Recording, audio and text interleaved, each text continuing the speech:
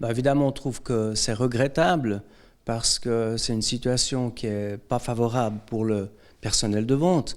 Et puis la municipalité avait fait des gros efforts pour qu'il y ait une convention collective de travail qui soit signée entre les syndicats et la SIC. Maintenant, il y a un problème immédiat plus grave encore, puisque cette convention collective est valable jusqu'à la fin 2020. C'est quel est l'avenir de la SIC. Et pour la municipalité, il est indispensable d'avoir un organe qui représente les commerçants et d'avoir un interlocuteur valable, un interlocuteur dynamique. Justement, hein, la SICNION, le comité a décidé de démissionner, ça pourrait signer la fin de cette association au 30 janvier. Vous, cet interlocuteur dont vous parlez, vous en avez besoin pour quoi exactement ?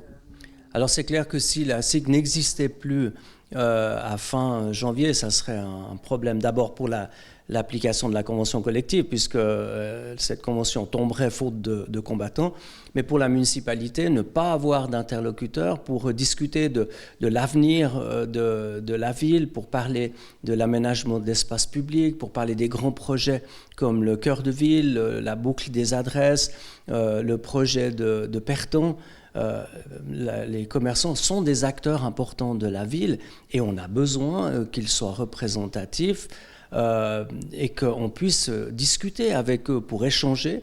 Ça fait partie d'une démarche qu'on considérerait comme participative, non seulement avec les citoyens, mais également avec tous les acteurs de la vie sociale, de la vie culturelle, de la vie sportive et de la vie économique, qui est un axe très important pour les futures politiques de la municipalité.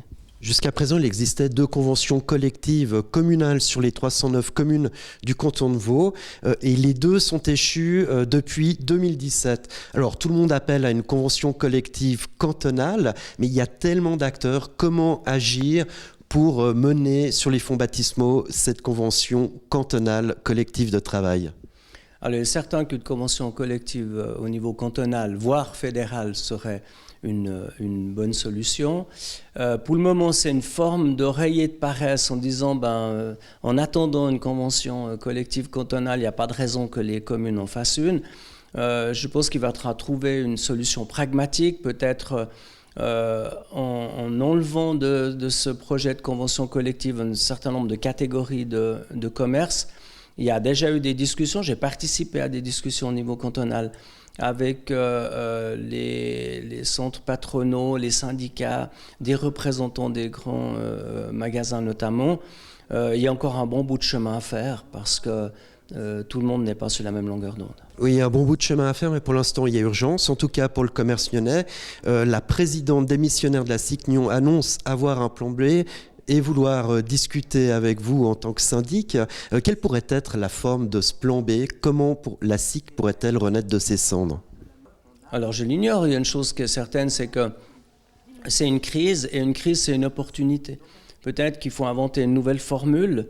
On peut imaginer des sections par type de commerce, avec des petits commerçants, des grands commerçants, avec des artisans, avec d'autres acteurs économiques, voire même avec un quartier comme Rive qui a d'autres réalités, peut-être que des grands magasins.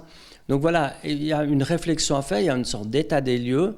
Pour le moment, je ne vois pas vraiment de plan B, mais je suis prêt à entendre un éventuel plan B. Ce qui est sûr, c'est qu'il faut créer du dynamisme. La situation des commerces nyonnais demande plus que jamais qu'il y ait une association. Il y a suffisamment de problèmes communs, il y a suffisamment de projets communs qui justifient d'avoir un organe qui soit fédérateur de tous les acteurs de l'économie nyonnaise.